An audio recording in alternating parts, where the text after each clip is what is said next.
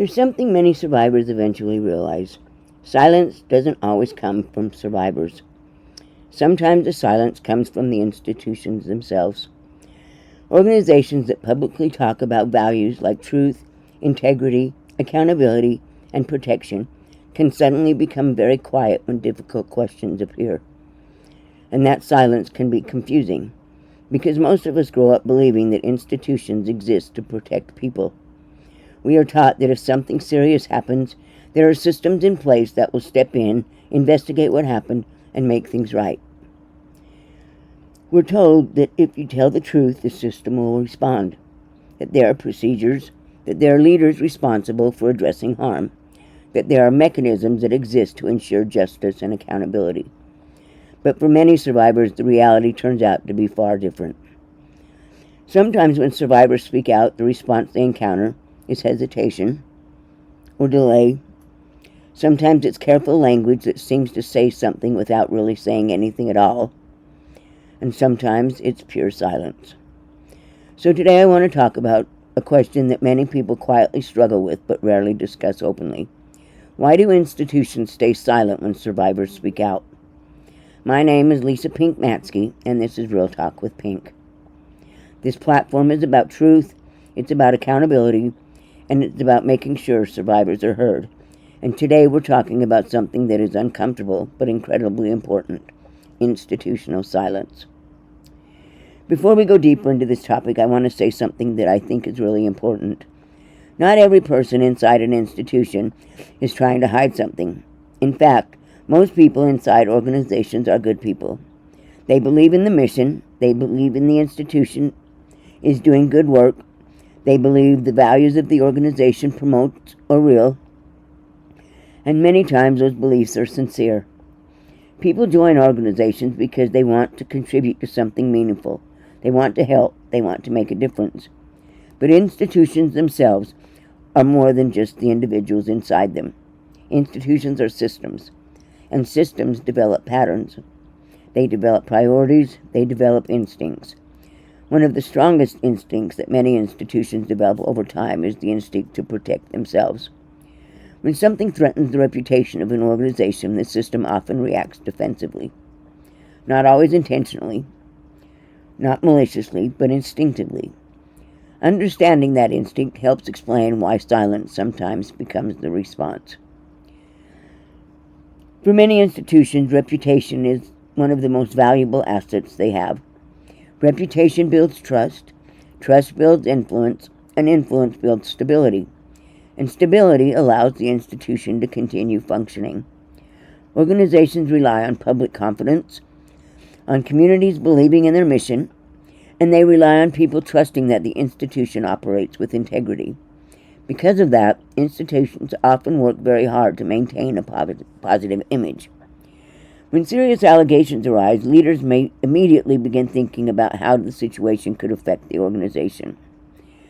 They may worry about public perception, media attention, donors, supporters, and stakeholders, and they may worry about whether people will lose confidence in that institution. And when those concerns appear, the conversation can begin to shift. The shift may sound small, but it changes everything. Because protecting the institution and confronting the truth are not always the same thing. There's a moment many survivors experience that can be incredibly difficult. It's the moment when you realize the system around you may not respond the way you expected. Many survivors initially believe that if they simply tell the truth, the institution will want to know. They assume leaders will take action. They assume the system will correct itself, because that's what we're taught to believe. But sometimes the response is different. Sometimes it requests to keep the situation quiet while an internal review happens. Survivors often begin questioning themselves when this happens. Did I explain this clearly? Did I say something wrong? Did I misunderstand something? Why does it feel like I and this conversation are being avoided? That moment can shake a person's trust in the system itself. Because suddenly the institution that was supposed to protect people seems unsure how to respond. Another reason might be the fear of what the public truth might reveal. Large organizations often have complicated histories. They may have handled situations internally for years. They may have made decisions that seemed practical at the time, but when serious issues come into the open, those past decisions can come under scrutiny. Leaders may worry about what investigators might uncover. They may worry about the possibility that a single allegation could reveal deeper systematic problems, and that fear can create hesitation. Instead of asking how do we confront the truth openly, the conversation sometimes becomes how do we limit the damage. That shift in perspective changes how institutions respond, and unfortunately it can lead to silence where transparency is needed most. When people imagine institutional silence, they sometimes picture dramatic cover-ups, secret meetings, hidden documents, intentional deception. And while those things have happened in history, institutional silence is often much more subtle. It can look like delayed responses or carefully crafted statements. It can look like internal investigations that take months or years. It can look like leadership asking people to be patient while processes unfold. You may hear phrases like, "We need to gather more information," "We should be careful before making any public statements," "Let's review this situation internally."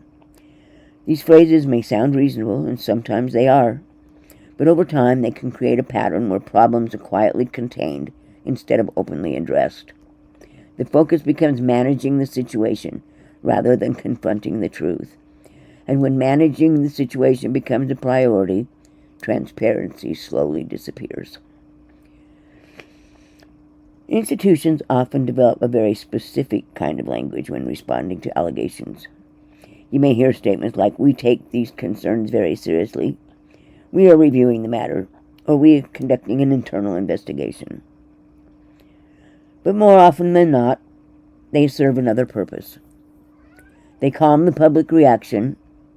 They create the appearance that something is being done, but mostly they buy time. And survivors hearing these phrases, it's frustrating, because what survivors often want is not carefully crafted language.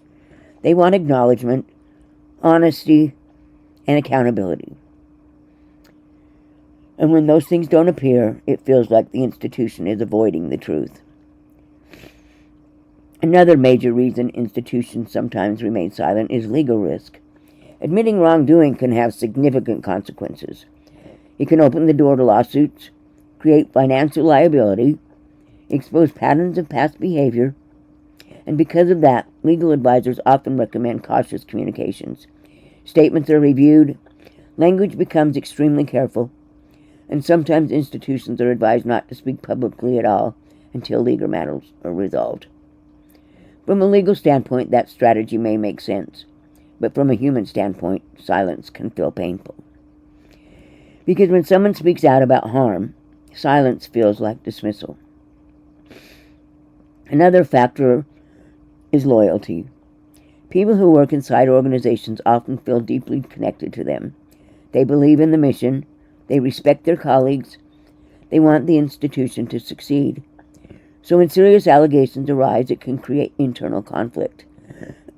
Some people may struggle to reconcile their positive experiences with the possibility that harm occurred. Others may worry that speaking up could damage something they care about. And in that environment, silence can start to feel like the safest option. Not necessarily the right option, but the safest one. And over time, these patterns can create what many people describe as a culture of silence. This culture rarely appears overnight. It develops slowly. People learn what topics are comfortable to discuss and which ones create tension. They learn which conversations move forward and which ones quietly disappear. Eventually, silence becomes normalized. Difficult questions stop being asked. Uncomfortable topics are avoided, and the institution continues operating as if nothing happened. For survivors, silence is incredibly discouraging. Speaking out often requires enormous courage. It can mean revisiting painful experiences. It can mean facing skepticism or criticism. And when the response feels dismissive or defensive, it deepens that pain. It can create the feeling that the institution values its reputation more than the people who were harmed. And that experience is one of the reasons many survivors hesitate to speak out at all, because they've seen what happens when others try. Accountability doesn't destroy institutions, it strengthens them. Healthy institutions are capable of confronting difficult truths. They're capable of admitting mistakes, and they're capable of learning and improving. Real accountability requires transparency. It requires listening. It requires leadership willing to place human dignity above reputation. When institutions choose that path, trust grows. Communities become stronger, and survivors feel heard. It's also important to remember that institutions are made up of people, and people often struggle with uncomfortable truths. When someone hears information that challenges their belief in an organization they respect, their first reaction may be disbelief. They may see things like, "That can't be true. That doesn't sound like the organization I know. That must be a misunderstanding." Those reactions are human. They come from a desire to protect something that feels important. But those reactions can also make it harder for institutions to face reality, because accepting difficult truths sometimes requires people to rethink things they once trusted. Trust is the most valuable thing an institution has. Communities trust organizations to act responsibly, to protect people, to live up to the values they claim to represent. When trust is broken, the damage goes beyond a single event. It affects how people see the entire system. That's why transparency is so important. When institutions respond openly to problems, they show that truth matters more than reputation, and that honesty can rebuild trust over time. Strong leadership plays a huge role in how institutions respond to crisis. Leaders who prioritize transparency send a clear message. They show that protecting people is more important than protecting appearances. Real leadership means asking difficult questions, listening to uncomfortable truths, and being willing to make changes when systems fail. Those decisions are not easy, but they are necessary for institutions that truly want to grow and improve. Public conversations like this one can also play an important role in change. When people talk openly about institutional silence, it becomes harder for organizations to ignore the issue. Awareness creates pressure, discussions create accountability, and accountability encourages reform. That's one reason platforms like this matter, because conversations can spark awareness in ways that official statements sometimes cannot. One thing history has shown us, though, is that the truth has a way of surfacing, and it's shown us this time and time again. Sometimes it takes years, sometimes decades, but eventually the truth comes out. Documents emerge, people speak out, and patterns become visible. When those moments happen, societies are forced to confront realities that were once hidden. Those moments can be painful, but they can also lead to progress. I want to pause for a moment and ask you something. What do you think institutions should do when serious allegations arise? Should they prioritize protecting their organization or protecting the people who are harmed? And what does accountability look like to you? I'd really like to hear your thoughts, because conversations like this are strongest when they include multiple perspectives. The good news is that many institutions are beginning to change. Transparency is becoming more valued, survivor voices are being heard more often, and communities are asking stronger questions about how organizations respond to harm. Change doesn't happen overnight, but it does happen when people insist on honesty, and when institutions realize that accountability ultimately strengthens them instead of weakens them. At the heart of this conversation is a simple truth. Silence can protect systems, but truth protects people. And when people are willing to speak honestly about difficult realities, change becomes possible. That's why these conversations matter. And that's why Real Talk with Pink exists. If this conversation resonated with you, I encourage you to keep asking questions. keep seeking truth, and keep creating space where honesty is valued. Because when people refuse to ignore difficult realities, systems eventually have to respond. This is Real Talk with Pete. Truth, accountability, survivors heard. And as always, silence protects institution, but truth protects people.